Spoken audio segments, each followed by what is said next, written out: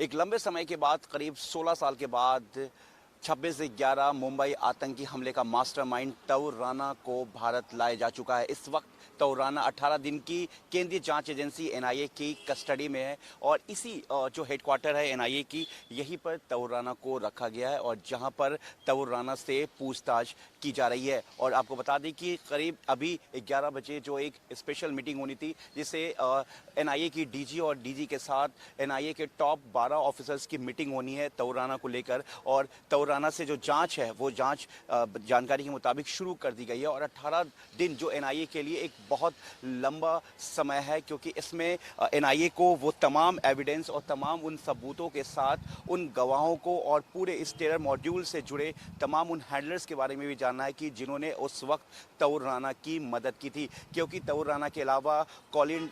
जो हेडली है, हेडली के अलावा जो लश्कर तोयबा का जो मेन चीफ है हाफिज सईद, जो कि इस वक्त पाकिस्तान में, इसके अलावा 5 और लोग जो इंडिया के केंद्रीय जांच एजेंसी एनआईए के वांटेड हैं और एनआईए ने उनके लिए डोजियर भी तैयार कर लिया, जिसमें से 2 की जो पहचान है वो एनआईए के पास नहीं है, लेकिन बाकी तमाम आतंकियों की जो पहचान कर ली गई है और वो इस वक्त वांटेड हैं। इसमें जो तौर राना को जो है जो स्पेशल जो टीम बनाई गई है एनआईए की, वो इस पूरे मामले में एनआईए जो है वो जांच करेगी। और तौर राना को जिस सेल में रखा गया है वो ग्राउंड फ्लोर पे जो है नेशनल एनआईए की जो मेन हेडक्वार्टर यहाँ के ग्राउंड फ्लोर पे रखा गया है, जहाँ पर एक सेल बना हुआ है जिसमें 2 सीसीटीवी कैमरे और पूरे निगरानी के साथ तौर राना को यहाँ पे रखा गया है। और उसकी जो इन्वेस्टिगेशन की जाएगी वो सेल के बगल वाले कमरे में एक बनाया गया है, जहाँ पे इंट्रोगेशन किया जाएगा और इंट्रोगेशन पूरे वीडियो रिकॉर्डिंग के साथ की जाएगी। और हम आपको बता दें कि जिस तरीके से कोर्ट ने 18 दिन की कस्टडी दी है एनआईए को,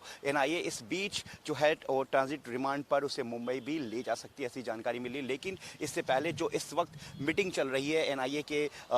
हेडक्वार्टर में, जो सोर्सेज के हवाले से जानकारी आई थी कि एनआईए के डीजी जो है इस पूरे मामले की जो एक उन्होंने स्पेशल मीटिंग बुलाई है, किस केस को, इस इन्वेस्टिगेशन को किस तरीके से आगे बढ़ाना है और किन किन पॉइंट्स को लेकर आगे करना है। क्योंकि एनआईए के पास करीब 16 साल का एक लंबा समय है जिसमें एनआईए ने पूरी मेहनत की और एनआईए ने इसमें यूएस एजेंसीज के साथ साथ अमेरिका के सुप्रीम कोर्ट और देश के गृह मंत्रालय, देश की विदेश मंत्रालय, इसके अलावा देश की दूसरी जो सुरक्षा एजेंसी है, जो दूसरी सेंट्रल एजेंसीज है, उनका भी धन्यवाद किया है कि उन्हीं की वजह से जो उन तमाम लोगों की जो सहयोग से ही जो तौर राना है उसको भारत लाया गया है। और गुरुवार का दिन भारत के लिए सबसे बड़ा दिन है और सबसे बड़ी जीत हुई है भारत की, क्योंकि जो भारत का सबसे बड़ा जो वांटेड में से एक था, जो 26 से 11 आतंकी हमले, जिसमें 166 लोग, जो कि एनआईए ने बताया है अपने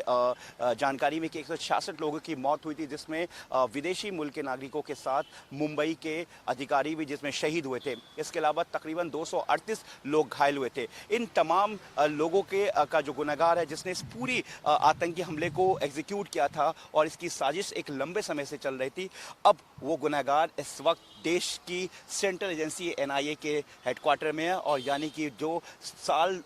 करीब 16 साल पहले यहाँ से फरार हुआ था आतंकी हमले को अंजाम देने के बाद, उसे भारत लाया जा चुका और इस वक्त वो भारत की धरती पर है। और जिस तरीके से उसे कोर्ट में पेश किया गया, और पहले 20 दिन की एनआईए की तरफ से मांग की गई थी, लेकिन कोर्ट ने कुछ देर तक इस ऑर्डर को सुरक्षित रखा। उसके बाद 18 दिन की कस्टडी दी गई और ये 18 दिन एनआईए के लिए बेहद अहम है। अपने सभी कैमरामैन सुधीर के साथ मैं जावेद हुसैन, इंडिया न्यूज़, दिल्ली।